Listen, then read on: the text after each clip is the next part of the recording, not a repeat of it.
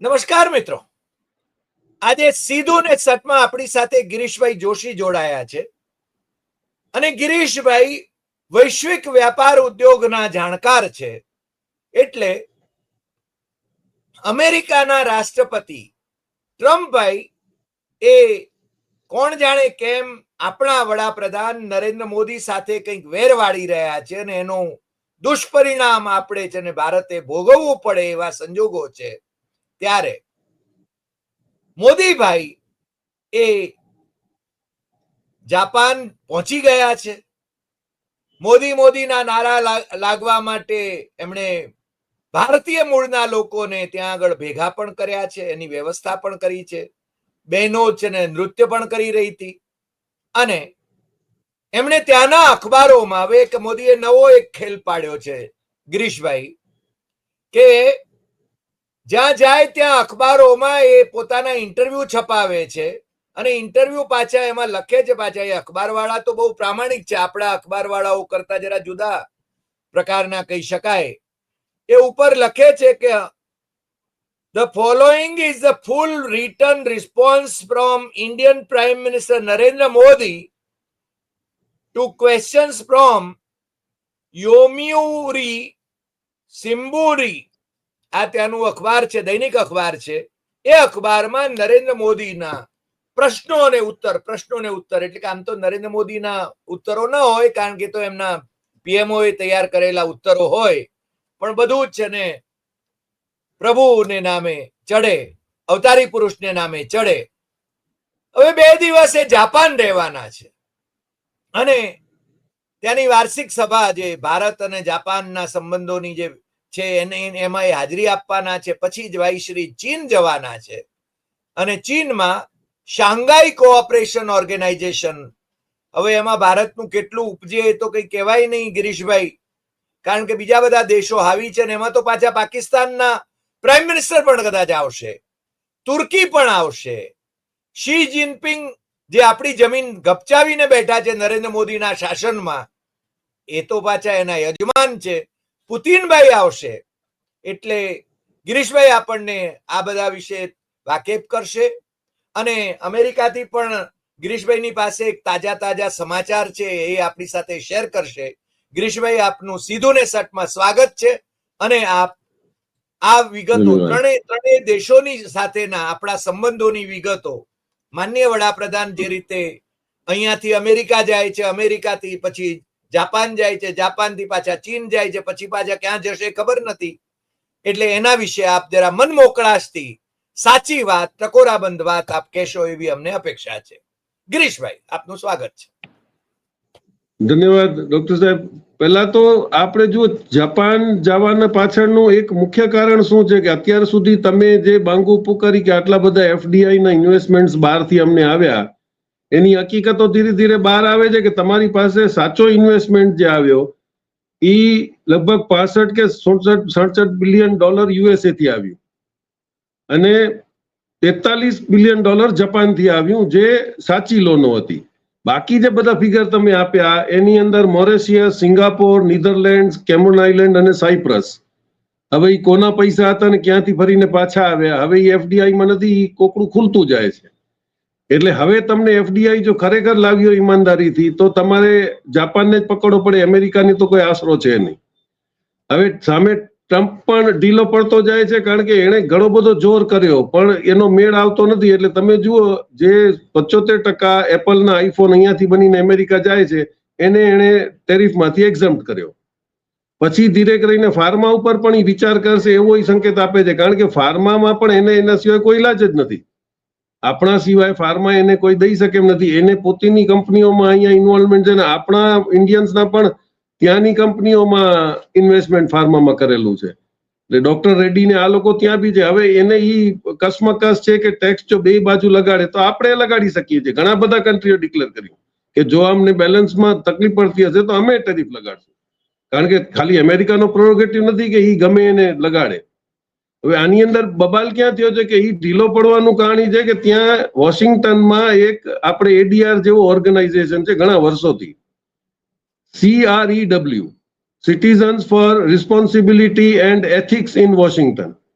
હવે એ લોકોએ 2017માં પણ આના પૈસા કેવી રીતે ગપચાવે છે એની કમ્પ્લેન ઓલરેડી ટ્રમ્પની 17માં કરી હતી, પણ પછી પ્રેસિડેન્ટ થયો એટલે એ વિથહોલ્ડ થયું. હવે આ લોકોએ નવા એલિગેશન કર્યા કે ભાઈ એ બધી જગ્યાએથી તમે જુઓ બહુ હોશિયારીથી પૈસા ઉઘરાવી આવ્યો છે. આપણને પણ એને કન્ડિશન મૂકી હતી કે $500 બિલિયન તમે એશ્યોરન્સ આપો તો તમારા પરથી હું ટેરિફ હટાવું. યુરોપ અને એ લોકો સાથે એવડો મોટો કોઈ ટ્રેડ છે નહીં, એટલે તમે જુઓ ગલ્ફમાં ત્યાં ગયો છે એ કેટલા જણાથી પૈસા લઈને આવ્યો છે? 4.5 લાખ કરોડ. એમાં કતર, ચાઇનાની બેંકથી એ પૈસા લીધા છે, સાઉદી અરેબિયા, કુવેત અને જાપાન, આ બધા એને પ્રોમિસ આપ્યા અને એને પૈસા આપ્યા. હવે ઈ પૈસાની અંદર આ લોકોએ ગોતી કાઢ્યું છે કે 1,36,000 કરોડ એને એની ઇન્ટરનેશનલ હોટલમાં નાખી દીધા છે વોશિંગ્ટનમાં, અને બીજા એના ગોલ્ફ, હા ટ્રમ્પની હોટલમાં, અને પછી એનો ગોલ્ફ કોર્સ મેન્ટેન કરવા માટે પૈસા બધા ગવર્મેન્ટના ટ્રેઝરીમાંથી ચૂકવાતા હતા, જે ત્યાં બહુ મોટો ઓફેન્સ છે. એટલે ત્યાં ઈ તકલીફમાં હવે અત્યારે એની ખબર પડે છે કે આ જો બહાર આવે, કારણ કે ત્યાં તો પ્રેસિડેન્ટ પણ હોય, જો આની અંદર પકડાય છે ફ્રોડમાં તો એની ઉપર એક્શન લેવા માટે કોર્ટો સક્ષમ છે. એટલે હવે એને કઈ બાજુ જવું છે? હવે આપણે જાપાનની જે ટ્રીપ મારી રહ્યા છીએ કે આપણે આપદામાં અવસર ગોતવાની કોશિશ કરી રહ્યા છીએ. હવે અત્યારે તમે જુઓ તો આપણને એક મોકો હતો કે આ લોકોની જે રિજનલ કોમ્પ્રિહેન્સિવ ઇકોનોમિક કોરિડોર જે છે આપણો RCEP, એની અંદર આસિયાન કન્ટ્રીઝમાં મેમ્બરો કોણ કોણ છે? બ્રુની, Cambodia, Indonesia, Laos, Malaysia, Myanmar, Philippines, Singapore, Thailand અને વિયેટનામ. એમાં આપણે નથી. હવે બધી ચાઇનાની ઇન્ડસ્ટ્રી, અમેરિકાની, ચાઇનામાંથી નીકળ્યા પછી ઇન્ડસ્ટ્રીઓ આ બધી કન્ટ્રીઝની અંદર ગઈ છે, કામ ત્યાં ચાલી રહ્યા છે. હવે એને કેવી રીતે રીરૂટ કરી શકાય? કારણ કે એ લોકો બધા 15 ને 16% ટેરિફમાં છે આપણા સિવાયના. એટલે આ પોસિબિલિટીમાં જવું હોય તો તમને એને કોણ આપણી ભલામણ કરે? અત્યારે ભલામણમાં તો હારો માણસ જાપાન જ રહ્યો છે, કારણ કે ક્વેડમાં તો આપણે ગયા નહીં. ક્વેડમાં જર્મની કે ઓસ્ટ્રેલિયા કે US એ તો આપણી ભલામણ કરવાની નથી, એટલે જાપાન વધ્યો છે. એટલે આપણે જાપાનમાં ગયા છીએ, અને તમે જુઓ એના રિપોર્ટમાં, તમે છેલ્લે એના રિપોર્ટરે પૂછ્યું કે ભાઈ યુક્રેન અને રશિયાની લડાઈમાં હજી પણ તમે માનો છો કે તમારો કોઈ રોલ છે? એને કીધું કે હું તો બેનો ભાઈબંધ છું અને હું બેને વાત કરી શકું છું. તો તમારી નીતિ ઇન્ટરનેશનલ કેવી છે કે જો ચાઇના પાકિસ્તાન સાથે વાત કરે તો એ ખોટું કહેવાય, કારણ કે અમારો પાકિસ્તાન દુશ્મન છે, તો રશિયાનો દુશ્મન યુક્રેન છે, તમે એનાથી કેવી રીતે વાત કરશો? એટલે આપણી જે નલાદોલાની વાડી છે ઇન્ટરનેશનલમાં, આ બધું કાઉન્ટ થાય છે કે તમે કેવી રીતે કરો છો. પછી લેટેસ્ટમાં હમણાં સમાચાર કે કદાચ ઇમરાન ખાનને મૂકી અને ચાઇના મૂકવો પડે એમ છે, કારણ કે અત્યારે ચાઇનાને કોઈ અમેરિકામાંથી સમજાવી શકે તો ઇમરાન ખાન છે. આને તો તમે બોલાવીને લંચ મંચ કરાવો એટલે ચાઇના હવે મુનિનો ભરોસો કરે એમ નથી. એટલે ઘણા બધા સમીકરણો બદલાય છે, અને ઇમરાન ખાન જો ચાઇનામાં પાછો આવે છે તો એ એશિયા માટે સારું છે, કારણ કે ચાઇનાની અંડર ઓબ્લિગેશન છે. ઇન્ડિયા સાથે એના સંબંધો કોઈ દિવસ ખરાબ નથી રહ્યા. એટલે પોસિબલ કંઈક મુવમેન્ટ પાછી ડીપ સ્ટેટ, હવે ખાલી અમેરિકા નથી, ડીપ સ્ટેટ રશિયાનો હોય છે અને ડીપ સ્ટેટ ચાઇનાનો હોય છે. એટલે બધા કામ કરી રહ્યા છે, અને ચાઇનાનો ઇન્ટરેસ્ટ આપણે ન્યુટ્રલ તરીકે જોઈએ તો 1 ટ્રિલિયનની એની ઇકોનોમી ત્યાં ફસાયેલી છે. ઈરાનની અંદર એનો ચાબાર પોર્ટથી લઈ અને બેઇજિંગ સુધીની રેલવે લાઇન ને પાઇપલાઇન છે. એની જ પાછો બાયફર્કેશન આવે છે તમારો પાકિસ્તાનમાં બલુચિસ્તાન થઈ અને અહીંયા નીચે ગ્વાદર પોર્ટ ઉપર. એટલે એને પોતાની ઇકોનોમી તો જે બેલ્ટ એન્ડ રોડ ઇનિશિયેટિવમાં જેને રોકાણ કર્યા છે, જે ડેવલપમેન્ટનો આસ્પેક્ટ જોઈ રહ્યો છે, એને તમે એ તો ડિસ્ટર્બ કોઈને નહીં કરવા દે ને. આજે ઇન્ડિયા ને પાકિસ્તાનનો ઝઘડો એટલે એમ નહીં કે ભાઈ ભલે મારી રેલવે લાઇન તોડી નાખો. એટલે આપણે ઇકોનોમિક આસ્પેક્ટ જોવું પડશે. BRI જયારે ચાઇનાએ અનાઉન્સ કર્યું ત્યારે એક સારા પડોશી તરીકે એને આપણને ઓફર આપી હતી, આપણે જો કસીને મના કરી, કારણ કે ત્યારે આપણે મંત્રાયેલા હતા ટ્રમ્પ સાહેબથી. હવે અત્યારે એનો ખામિયાજો પણ આપણે લાલ આંખ બતાવવા માંગતા હતા ચીનને. હા, યસ. હવે ઈ મલેશિયાથી લઈને યુરોપ બોર્ડર સુધી એને BRI કરી લીધું. દરેક કન્ટ્રીની એમાં રેલવે લાઇન પાસ થાય છે. તમે એની કન્ડિશન નથી વાંચતા કે એને કોઈ જમીન કોઈની દબાવી જ નથી. ઈ પોર્શનમાં તમારા કન્ટ્રીમાં જે રેલવે લાઇન હાલતી હશે એ લીઝડ હશે, અને એના જે રેન્ટિંગ ને થશે એ શેર થશે. એનો કોમર્શિયલ એંગલ હતું આખું, અને બધા કન્ટ્રીઝ બરોબર છે. આજે એના લીધે ઘણા બધા કઝાકિસ્તાન અને આ લોકોનું ત્યાં ડેવલપમેન્ટ થવા માંડ્યું. બલુચિસ્તાનના એરિયામાં કે અફઘાનના એરિયામાંથી જ્યાં રેલવે લાઇન નીકળે ત્યાં ડેવલપમેન્ટ દેખાઈ રહ્યું છે. એટલે એનો એંગલ અલગ છે, અને એમણે ઘણી વાર એમ કીધું છે કે ભાઈ મારું ડિસ્પ્યુટ અલગ છે અને કોમર્શિયલ અલગ છે. They let them do what they want એમ. એટલે એને એ રીતે કોઈ જાતનું બહુ સ્ટ્રિક્ટ ઓબ્ઝર્વેશન કરેલું નથી. તો આપણે એની અંદર કોમ્પ્રોમાઇઝ કરવું પડે. તમે એને ટ્રેડમાં ના પાડી તો તમે જો ભૂટાન સુધીમાં એને રેલવે લાઈન નાખી. સૌથી વધારે એશિયામાં કોલસો ભૂટાન પાસે છે. એને ભૂટાનથી રેલવે લાઈન નાખી દીધી. એટલે હવે તમને કોલસાની તમારી એની ગરજ નથી. પછી પાણીના જ્યાં હાઇડ્રોના પ્રોજેક્ટ છે ત્યાં એની જમીનમાં જો ડેમ નાખે છે તો આપણને તકલીફ છે. અને આપણે કહીએ છીએ કે અમે અહીંયા ડેમ નાખશું તો અમે પાણી બંધ કરી દેશું.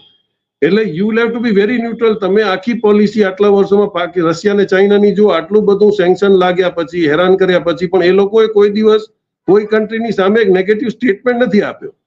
પણ ચૂપચાપ પોતાને એવી રીતે કલ્ટિવેટ કરતા ગયા કે આજે રશિયા અને ચાઇનાની સામે અમેરિકાની કોઈ હેસિયત જ નથી બચી. એને ડિપ્લોમસી કહેવાય કે તમે કેટલા પાવરફુલ થાય છે. તમારી પાસે એક રસ્તો હતો.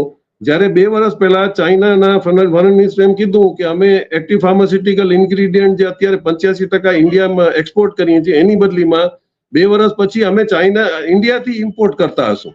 એટલે એને ઈશારો કર્યો હતો કે એપીઆઈમાં તમારી માસ્ટરી છે, તમારી પાસે કેપેસિટી છે, તમે કરો. પણ આપણે લાખના ચક્કરમાં આપણે એને કઈ દાદ જ દીધો નહીં. તો એ તો કન્ટ્રી છે ને ચાઇના પાસે આજે પૈસો છે, એની પાસે પાવર છે, એની પાસે રેર અર્થ મટીરિયલ ને દબદબો છે જે આખી દુનિયાને એની ગરજ છે. એટલે પોઝિશન જાણ્યા વગર હવે આપણે જે ડેમેજ કંટ્રોલમાં જઈ રહ્યા છીએ ને એ ડેમેજ કંટ્રોલમાં આપણે કેટલું એમાં રિવર્સ કરાવી શકશું એ તકલીફ છે. હવે તમે એવાય સમાચાર આવ્યા પહેલા કે ભાઈ કદાચ એક જ દિવસ જઈને એસસીઓની મીટિંગ એટેન્ડ કરીને પાછા આવશે. કારણ કે શું તમારે પુતિનની સામે નથી થવું? પુતિનને તમે મળવાની હેસિયત નથી ધરાવતા કે તમે પુતિનને શું જવાબ આપશો? કારણ કે યુક્રેનની અંદર હવે રશિયાનો ઓઇલ તમે લઈ કે લો એટલો તો જવાબ તમે તમારા એક્સટર્નલ અફેર મિનિસ્ટ્રી આપ્યું કે ભાઈ અમેરિકા નક્કી નહીં કરે કે અમને તેલ ક્યાંથી લેવું, અમને જ્યાંથી સસ્તું મળશે ત્યાંથી લેશું. તો તમે એને ક્વોલિફાય કરાવી નાખો કે ભાઈ અમે ઈરાનથી લેશું ને અમે રશિયાથી લેશું ને અમને જ્યાં પોસાશે ત્યાં લેશું. એટલે એટલી જીગર જો તમારામાં પેલી આવી ગઈ હોત તો આ ન થાત. હવે પ્રોબ્લેમ ક્યાં થાય છે કે અમેરિકા ક્યાં જઈને સોર્સિંગ કરશે? અત્યારે જાપાનમાં તમે જે રિપોર્ટ મોકલેમાં જે લખ્યું છે કે અમે જાપાનને એમ કીધું કે આફ્રિકા બહુ મોટી ડેવલપિંગ માર્કેટ છે તો અમે એમાં બ્રિજ બનવા માંગીએ છીએ. એટલે આપણે જિંદગી પર દલાલી જ કરતું રહેવાનું છે. તમને 5 વર્ષથી આફ્રિકાની ડેવલપમેન્ટની ખબર છે તો તમે કેટલા માણસોને ત્યાં મૂક્યા? આજે પ્રાઇવેટ પાર્ટીઓ ઘણી પોતાના રીતે ગઈ છે ધંધો કરવા માટે. તમારા ટિમ્બર વાળા કંટાળીને આફ્રિકામાં બેઠા છે. તમે ત્યાં કયો એવો ફોરમ ડેવલપ કર્યો? આજે તમારા જે બધા ત્યાં અમેરિકામાં ને જે બોલા તમે શું એને કે ડાયસ્પોરા બનાવ્યા છે, આફ્રિકામાં તમારો છે ડાયસ્પોરા? એટલે તમારો ઇકોનોમિકલ તમારી પાસે બધી એજન્સીઓ લાગેલી છે. તમારા એક્સપોર્ટ પ્રમોશન કાઉન્સિલ છે કે સબ્જેક્ટના બનેલા છે, ટેક્સટાઇલનો છે, એન્જિનિયરિંગનો છે, બધા એ બધા શું કરે છે? એટલે તમે ફક્ત ઇન્ટરનલ પોલિટિક્સમાં ક્યાંથી કોના એમપી તોડવાનું, શું તોડવાનું, સરકારમાં કેમ રહેવું, એના સિવાયના તમે ઇન્ટરનેશનલની અંદર યુ ટોટલ ફેલ્યોર. કારણ કે તમે કોઈ વાતનો જવાબ નથી દઈ શકતા. અને આ તો એની શરાફત કહેવાય રિપોર્ટરની. હું હોત તો એને એ પૂછત કે પેલેસ્ટાઇન ઉપર તમે તમારો રવૈયો બદલ્યો કે નહીં? જી ગિરીશભાઈ, મને લાગે છે વાત આવી આફ્રિકાની આપે બહુ સરસ વાત કરી. આપણા દર્શકોમાંથી મોટા ભાગે એ છે ને તમારો સંપર્ક માગે છે. એટલે કમસે કમ તમે છે ને તમારું ઈમેલ તો શેર કરો. કારણ કે મારી પાસે જયારે એક કોમેન્ટ આવે છે કે બધા કઈ કેવા છે, કોણ છે એ તો આપણને ખબર ના પડે. એટલે બધાને હું તમારો નંબર ના આપી શકું. પરંતુ મને લાગે છે એક ઈમેલ અથવા તો તમે જે નંબર કોઈક એવો રાખતા હો જે તમે છે ને કદાચ પબ્લિકલી કહી શકો અથવા ઈમેલ કહી શકો જેથી સીધો તમને મોકલાવે. કારણ કે તમારી પાસે તો માહિતીના ભંડાર છે. એટલે એટલા બધા લોકો ફોન કરીને પૂછે છે અથવા મેસેજ નાખે છે કે અમારે ગિરીશભાઈની પાસેથી આ માહિતી જોઈએ છે. મુંબઈમાં બેઠેલા લોકો પણ તમારો સંપર્ક માગી રહ્યા છે. હવે આવા સંજોગોની અંદર શું કરવું એ તમારે મને જણાવવું પડશે. હું સોરી ફોર ધ ઇન્ટરપ્શન. તમે વચ્ચે મારે આ કહેવું. આમાં એવું થાય કે આપણે બધાના લિમિટેડ પ્રશ્નો ભેગા કરી અને એક સ્પેશિયલ પ્રોગ્રામની અંદર એમનો જવાબ આપી દઈએ એટલે ધેટ વિલ બી સેટિસ્ફાઈડ. કારણ કે ઈમેલ મોકલે કદાચ હું નવું આડો કદાચ હું એ મેલ 2 દિવસ પછી ખોલીને વાંચતો. પણ we can have a special day કે એ દિવસે જેટલા પ્રશ્નો ભેગા થયા એને આપણે સિમ્પલ જવાબ આપી શકીએ. એમાં કોઈ ઇશ્યુ નથી. લાઈવ કરીએ આપણે, એવું કરીએ. હા, બરાબર છે. એ એક સારો વિચાર છે. આપણે કરીશું. બરોબર છે. સોરી, હવે તમે આગળ વધો. હા, એટલે આપણે ઈ પોર્શન પૂરું કર્યો. હવે તમે જુઓ કે આપણે ક્યાં મિસ. હા, ચીન તો એસસીઓમાં તમારે જવું જ પડશે, કારણ કે બ્રિક્સની તમારા આવતા વર્ષે તમે પ્રેસિડેન્ટ છો, તમારે બ્રિક્સની મીટિંગ બોલાવવાની છે અને દિવસે દિવસ બ્રિક્સની અંદર મેમ્બરશિપ વધતી જાય છે અને એવા એવા મેમ્બરો જોડાય છે જેમના તમારે એની આજની તો કાલે ગરજ પડશે, કાં તમારો એના સાથે ધંધો છે ને કાં ફ્યુચરમાં તમને ધંધો આપે એમ છે. એટલે તમે બ્રિક્સમાંથી તો હવે છટકાવીને જઈ શકો એમ નથી, પણ એ જીગર કેળવવી પડશે કે ભાઈ હવે હું અમેરિકાને હાથ ઘસીને ના પાડ દઉં, ભાઈ હું બધાને સરખા રાખીશ, તમારે જો તકલીફ હોય તો તમે કરો. આજે જે રીતે મીડિયાને મેનેજ કરવામાં આવ્યું કે ભાઈ આટલા બધા બેરોજગાર થઈ જશે ને આટલા આમ બરબાદ થઈ જશે ને, પણ તમે તમારી પોલિસીઓ બદલાવજો. આજે તમને ભૂલ સમજાણી, તમે એમ કીધું કે ભાઈ જીએસટી અમને ઓછું કરવું પડશે, કારણ કે જ્યાં સુધી પબ્લિક પાસે પૈસા નહીં આવે તમારી ઇકોનોમી કોઈ દિવસ આગળ વધે નહીં. પૈસો મિડલ ક્લાસ પાસે આવવો જોઈએ. અને એનું તમને એવા કહી દઉં કે હવે મોટો ફેરફાર જે અમેરિકાની લોબીઓમાં થઈ રહ્યું છે કે ટ્રમ્પ જે છે એ હવે ચાઇનીઝ ને રશિયા મોડલ એડોપ્ટ કરવા માંડ્યો છે. આ એક બહુ નવા સમાચાર છે કે એણે જે પૈસા લીધા સાઉદી અરેબિયાથી ને 4.5 લાખ કરોડ, એની અંદર એણે અમેરિકાની 2 મેજર કંપનીઓ એનવીડિયા અને ઇન્ટેલ, એની અંદર 15% ગવર્મેન્ટના શેર નાખ્યા છે, કારણ કે કંપનીઓ અત્યારે નુકસાન ન કરે. એનો મતલબ એ થયો કે એ પબ્લિક સેક્ટર યુનિટ હવે ઉભા કરવા માંગી રહ્યો છે. જે આપણે ખલાસ કર્યા 10 વર્ષમાં એને ખબર પડી અને ઈ ચાઇનીઝ મોડલ છે. ચાઇનીઝમાં તમને પ્રાઇવેટ ઇન્વેસ્ટમેન્ટ અલાઉડ છે, પણ ultimate control remains with the government. એટલે આપણે પબ્લિક સેક્ટર નવરત્નો જે બનાવ્યા હતા એ આપણી દેશની ઇકોનોમીને કેટલું બૂસ્ટ કરતા હતા અને એની અંદર આપણે કેવી રીતે ઓબ્લાઇજ કરી શકીએ કોઈ કન્ટ્રીને, એ તમારા પીએસયુ જ કરી શકે. એક ઇન્સિડન્ટ હું તમને દઈ દઉં કે જ્યારે પબ્લિક સેક્ટરમાં તમે શિપિંગ કોર્પોરેશન ઓફ ઇન્ડિયા વેચવા માંડ્યા, મેં એના કોન્ટિન્યુઅસ 2 આર્ટિકલ લખ્યા હતા. હું એમના ચેરમેન, એમના ચાર્ટર્ડ એકાઉન્ટન્ટ્સ, એમના એકચ્યુઅલ યુઝર્સ બધાને હું મળ્યો હતો. એટલે એમનું એક જ કહેવું હતું કે ભાઈ જો તમે ગ્લોબલ ટેન્ડર મંગાવો શિપિંગ કોર્પોરેશનનું, અને આજે પ્રોફિટ મેકિંગ ઓર્ગેનાઇઝેશન છે, એને કોઈ જાતનું નુકસાન નથી, એફિશિયન્ટ સ્ટાફ છે. લડાઈની અંદર પણ વોર જેવા એરિયાની અંદર એસસીઆઈ ની શિપો ગઈ હતી અને it was proud of telling, ચેરમેને જે કીધું કે ભાઈ સરકારી માણસ હોય ને એ પોતાને અડધો તો સિપાહી જ સમજતો હોય છે. એટલે એ લોકોમાં એ જીગર હતી. સામેથી એ લોકો આવ્યા કે સાહેબ અમે લઈ આવશું કુવેતી. જ્યારે ઈરાનને ઈરાકને કુવેતની વોર ચાલતી હતી, ઓઇલ સપ્લાય બંધ થતું હતું તો આપણી ઇન્ડિયન ફ્લેગના વેસલો ત્યાં લઈને લઈ આવ્યા. એ તમે પ્રાઇવેટ કરો તો કોઈ નહીં જાય. આજે ઈરાન યુક્રેનમાં એમાં લડાઈ થઈ ત્યારે આપણા માણસોને કઈ એરલાઇન્સ લેવા ગઈ? જો તમારી એર ઇન્ડિયાની ફ્લાઇટ હોત તો જઈને લઈ આવે, કારણ કે એ ગવર્મેન્ટ ફ્લાઇટ હતી અને પોસિબલી એને પ્રોટેક્શન મળે. એટલે ઈ સિસ્ટમની અંદર તમે જો એસસીઆઈ વેચવાની વાત કરી ત્યારે એવો એક મુદ્દો અમારા હાથમાં આવ્યો કે ભાઈ અમેરિકાનો આર્ટિકલ 123માં નોન પ્રોલિફરેશન ટ્રીટીમાં એવો એગ્રીમેન્ટ છે કે ન્યુક્લિયર તમને તો જ મળે જો તમારી ગવર્મેન્ટ એજન્સી હોય. એટલે જો તમને ગ્રીનમાં કન્વર્ટ કરતા હો ને ન્યુક્લિયર તમે શિપોને એનર્જીમાં કન્વર્ટ કરવાના હો તો તમને યુરેનિયમ મળે નહીં જો તમારી ગવર્મેન્ટ વ્હીકલ ન હોય.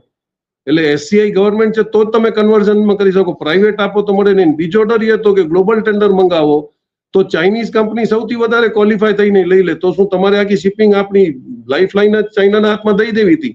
એ સમજતા હતા પણ કબૂલ ન કર્યું, પણ એ લોકો ડિલે કરીને છેલ્લે પ્રોફિટ મેકિંગ છે અને હવે અમે એને નથી કરતા. એટલે તમને સમજ પડે છે કે ડેમોક્રેટિક કન્ટ્રીનો બેકબોન પબ્લિક સેક્ટર યુનિટ હોય છે, પ્રાઇવેટ કંપનીઓ નહીં. અત્યારે હવે તમારા પર એલિગેશન થાય છે કે ભાઈ સસ્તું ડીઝલ આવ્યું ને આણે કમાણું તેણે કમાણું. જો પબ્લિક સેક્ટરે આ કર્યું હોત તો તમને કઈ ન થાય. ઓઇલ કંપનીઓ પણ કમાણા, પણ તમે એની અંદર બી તમે ડિવિડન્ડ નો અરેન્જમેન્ટ ના આપ્યું, પણ તમે ઓઇલ કંપનીઓ ઇન્ડિયન ઓઇલ ને ભારત પેટ્રોલિયમ ને હિન્દુસ્તાન પેટ્રોલિયમ જે કમાણા એમાં તમે ડિવિડન્ડ લઈ લીધા કારણ કે તમને પૈસા મળી રહ્યા હતા, પણ તમે પબ્લિકને લાભ પીએસયુ માંથી ના આપ્યો. એટલે એનું આર્ગ્યુમેન્ટ કોઈ નથી કરતું. અડાણી મુકેશ અંબાણી આટલા પૈસા કમાણા એ બધાને જાહેર કરવામાં આવી રહ્યું છે, પણ તમારી પબ્લિક સેક્ટર કંપનીઓએ લાભ લીધો અને એનો સરકાર પૈસા લઈ ગઈ. ડિવિડન્ડના પૈસા ક્યાં છે? એ ડિવિડન્ડના પૈસા સીએસઆરમાં પબ્લિક વેલફેર માટે વાપરવાના હોય છે, એનો કોઈ હિસાબ નથી આપતો. એટલે આપણે કઈ દિશામાં જઈ રહ્યા છીએ? કોઈ ઇન્વેસ્ટિગેટિવ જર્નલિઝમ નથી. બધા આણે કહી દીધું એટલે હવે વંતારા આવી ગયો તો વંતારાને પકડાવો તમે, એટલે ધ્યાન ભટકાવતા રહ્યો. પેલા અનિલ અંબાણી ઉપર કેસ આવ્યો.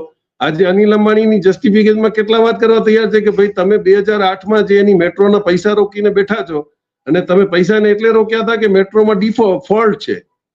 તો ફોલ્ટ હતો તો 2008 પછી તમે અત્યાર સુધી વાપરો છો, તમારો કોઈ એક્સિડન્ટ થયો નથી તો તમે એના પૈસા કેમ નથી આપતા? એટલે પણ જે વેચાય છે એ વેચે કે ભાઈ અત્યારે હવે હાજી આપણે એપિસોડ કર્યો હતો તમારી સાથેનો એપિસોડ કર્યો તો આપણે અનિલ અંબાણી વાળો. જી જી જી એટલે હા. જર્નલિસ્ટ નું કામ છે કે જે છે એ વ્યૂઝ આપે, એને ન્યૂઝ આપે. વ્યૂઝ આપવાની જરૂર નથી, તમે જે હકીકત છે એ જાણો.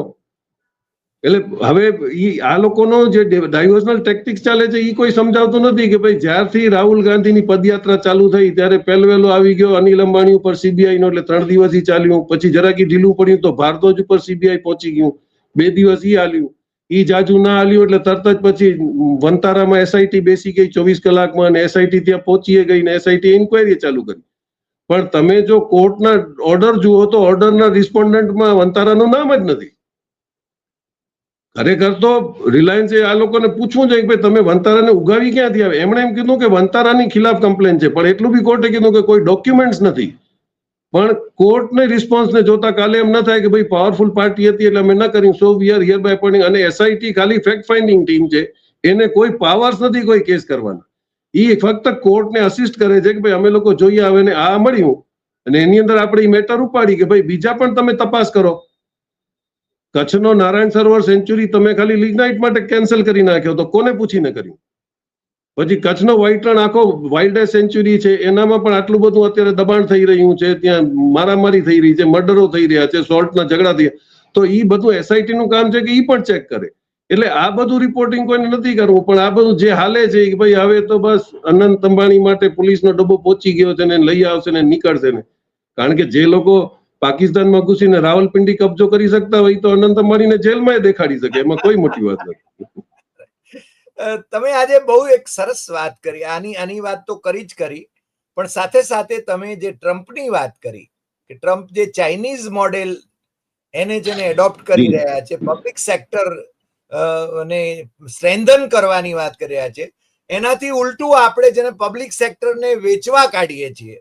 મને ખ્યાલ છે કે આઈપીસીએલ જ્યારે વેચવા કાઢ્યું વાજપેયીની સરકારે, ત્યારે પાછળથી ખબર પડી કે આઈપીસીએલ જેટલામાં વેચાયું, એ કંપની વેચાઈ, એના કરતા વધારે તો એની ડિપોઝિટો પડી હતી. Yes yes. અને બીજું, બીએસએનએલ વેચવાની તૈયારીમાં હતા ભાઈશ્રી. બીએસએનએલ ની આખા દેશની અંદર કેટલી જમીનો છે. અને મને બીએસએનએલ ના એક બહુ ટોચના અધિકારીએ કહ્યું હતું કે અમને જમીનના ભાવની વાત તો છે ને ગણતરીમાં લેવાની નહીં, એવી સૂચના આપવામાં આવી છે. હવે અહીંયા અમદાવાદમાં ધારો કે બીએસએનએલ, ધારો કે અમારા જજીસ બંગલોમાં જ બીએસએનએલ ની એટલી બધી પ્રોપર્ટી છે જે સોનાની લગડી જેવી છે, તો આખા દેશમાં કેટલી છે એની. એટલે આ તો બધું ખાયકીના ધંધા ચાલી રહ્યા છે સાહેબ. જે રીતે તમને ખ્યાલ હશે કે આપણે સેન્ટુર એરપોર્ટ અને સેન્ટુર જુહુ આ છે ને પ્રમોદ મહાજનના ખેલમાં એ છે ને વેચાઈ, જ્યારે એના થોડાક જ મહિનામાં એ ફરીને વેચાઈ. ધારો કે 200 કરોડમાં વેચાઈ તો પેલી છે ને 800 કરોડ એને મળ્યા હતા. એનો અર્થ એ થયો કે એમાં ગોટાળા થયેલા હતા. એ વખતે તો જાણે એ પ્રાઇસ હતી, અત્યારે તો છે ને પ્રાઇસ રાઇઝ વધી ગઈ છે. એટલે આ પબ્લિક સેક્ટર યુનિટ જે રીતે વેચવા કાઢે છે, એની અંદર ખાયકી અને મલાઈ સિવાય બીજું કઈ હોય એવું લાગતું નથી. જ્યારે એનાથી ઉલટું ટ્રમ્પ એ ચાઇનીઝ મોડેલ અપનાવે છે. તમે આજે છે ને એક બહુ જ મોટી વાત કરી છે ગિરીશભાઈ. એ કેપિટલ માંથી કોમ્યુનિસ્ટ થવા જાય છે અને આપણે કોમ્યુનિસ્ટ થવાની બદલીમાં આપણે એને એ ગાંઠતા નથી, કારણ કે આપણને તો જન્મજાત નફરત છે કોમ્યુનિઝમ સાથે. પણ તમે ગ્રોથ કમ્પેર કરો કે ભાઈ જ્યાં કંટ્રોલ છે, આજે ચાઇનામાં પ્રાઇવેટ ઇન્વેસ્ટમેન્ટ નથી એવું નથી, મલ્ટીમિલિયનર્સ ત્યાં છે, પણ final control remains with the government. ત્યાં તમે જો અમને તો પર્સનલી ઘણી વાર બિઝનેસમેન થી વાત થાય કે એની હોટલ એક એરિયાની અંદર નથી હાલતી ફોર સમ રીઝન, તો એ લોકો ગવર્મેન્ટને એપ્લાય કરે તો તરત જ બીજી પાર્ટીને ટેન્ડરિંગ થઈ ગયું અને કોઈકને એમ લાગે કે હું અહીંયા હલાવી શકીશ તો એ ટેક ઓવર કરી લે, એટલે ઇન્ફ્રાસ્ટ્રક્ચર વેસ્ટ ન થાય અને તમારું બિઝનેસ ઓન રનિંગ રહે અને તમે બીજી જગ્યાએ જઈ શકો છો. તો આજે બેંકોના તમે જુઓ તો આરબીઆઈ નોર્મ્સ પ્રમાણે તમારું રેગ્યુલર ઓડિટ થતું હોય અને બેંકનો મેનેજર જે ક્વોલિફાઈડ હોય એ તમારા બિઝનેસનું આવીને સુપરવિઝન કરે, કારણ કે મેન માલિક લોન આપ્યા પછી તો હાઇપોથિકેટેડ છે, તો બેંક માલિક છે, તો બેંક તમને કેટલું કોઓપરેટ કરે છે. બેંક તો ઉઘરાણા કરવા આવી જાય જો તમે ન ભરી શકો, પણ તમને બેંકમાં અરજી કરો કે ભાઈ મને આ ટેકનિકલ પ્રોબ્લેમ છે, તો એ જવાબદારી એઝ પર આરબીઆઈ નોર્મ બેંકની છે કે તમને અસિસ્ટ કરે, એ તો નથી.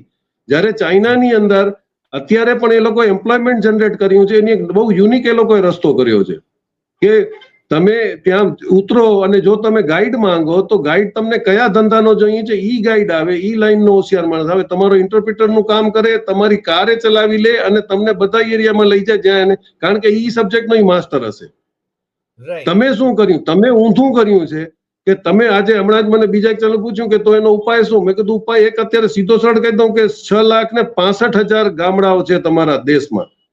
તમે ફક્ત આજે લોટ પેકેટ કરીને કરોડપતિઓ વેચી રહ્યા છે, આઈટીસી અને હિન્દુસ્તાન લીવર બધા, એને તમે ફક્ત એક દિવસમાં બંધ કરી નાખો.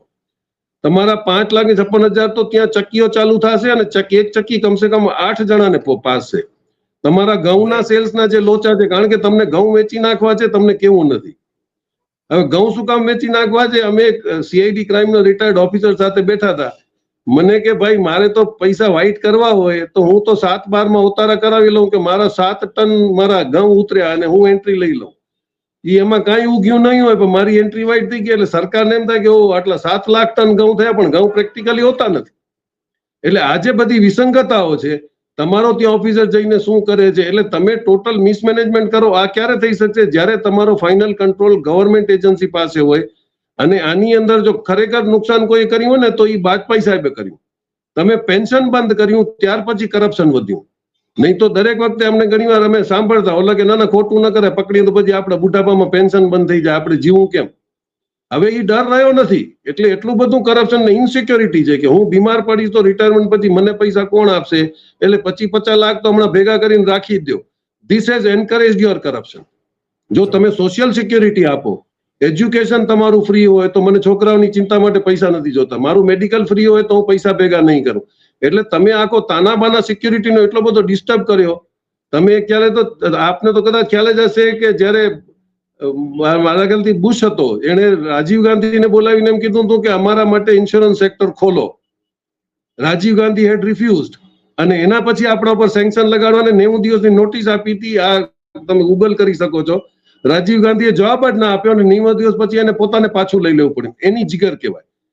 140 કરોડના દેશની આખા દુનિયાને ગરજ છે, તમને માલ વેચવાની તમને ગરજ છે. તમે એકવાર ચૂપ બેસી ગયા હોત તો આ મહિનામાં પોતે ટ્રમ્પ પણ ડાયો થઈ ગયો.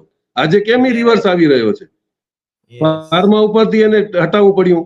આ કાલે એને ટેક્સ. અને આમાં એક ચીજ તમને જોઈ લો કે હજી પણ એમના એટીટ્યુડ કેટલા બધા રિસ્ટ્રિક્ટેડ છે કે તમે કોટન માટે 0 ડ્યુટી કરી. કોટનમાં મારશે કોણ? ખેડૂત જ મારશે. પણ સામે તમારા મિત્રો ટેક્સટાઇલ્સ અને રેડીમેડ ગાર્મેન્ટ્સ વાળા બહુ ખુશ છે, કારણ કે સસ્તું કોટન મળશે અને એમનો ફાઇનલ પ્રોડક્ટની અંદર એમનો પ્રોફિટ વધશે. એટલે તમે અલ્ટિમેટલી તો ઓબ્લાઇજ કોકને કર્યા, પણ ત્રિચૂરને એ લોકોને રેડીમેડ ગાર્મેન્ટ્સ વાળાને કર્યા. ખેડૂતો તો મધ્યપ્રદેશ અને તમારી જ સરકાર, ડબલ એન્જિન સરકાર વાળા ખેડૂતો જે કઈ બોલશે તો એમને જોઈ લેશું પછી એમ. એટલે તમારી એટીટ્યુડ હજી પણ એવી નથી થતી. તમે એગ્રીકલ્ચરને જ્યાં સુધી નહીં ઉપાડો ત્યાં સુધી તમારી ઇકોનોમી નહીં સુધરે, કારણ કે આજે પણ 50% જીડીપી અને ઇકોનોમી તમારી એગ્રીકલ્ચર ઉપર છે. એમ્પ્લોયમેન્ટ તમારો એગ્રીકલ્ચર મેક્સિમમ આપી રહ્યું છે.